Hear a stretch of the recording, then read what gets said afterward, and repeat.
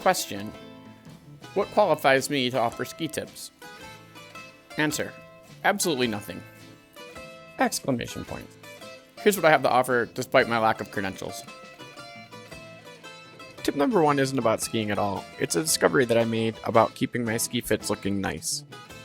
I don't know the precise chemistry, but for some reason, makeup removing wipes do an amazing job at removing small stains on my outerwear in between washes. If you try this, please test on an inconspicuous area before using, but I've never had any issue. My new fit this season already has 10 days and about 100k vert on it. I used makeup removing wipes to clean a bunch of different spots already. Then I washed it. Unfortunately, I don't have a before and after right now. I only have the after shown here. The spots that were there previously are gone.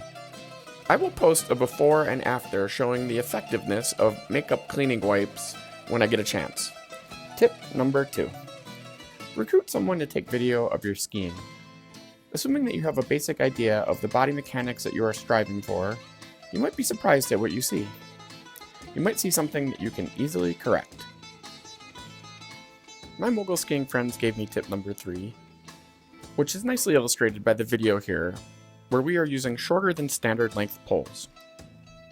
If you are skiing the trough lines in moguls with standard length poles, you may need to reach high to make your pole plants. Reaching can cause your hands to fall behind and twist your upper body. Using short poles is a comfortable hack to solve this issue in bumpy terrain. I am convinced that using rock skis has helped me become a better skier than I would otherwise be. This morning was a perfect example.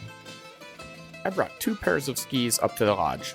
I started the morning by having a blast using a pair of brand new skis to carve on groomers. After several runs, I switched to an old pair of skis to ski small moguls that had thin coverage. I never would have brought my new skis into those! Exclamation point. Repetition is a big part of improving. I don't want to be missing reps because I'm worried about rock dings. For tip number 5, my advice is to try to achieve a flow state where you are truly in the moment and your muscle memory is in charge, rather than thinking logically through mechanics. I can't tell you how to achieve this though. I have 2 methods that many consider to be irresponsible, bad advice.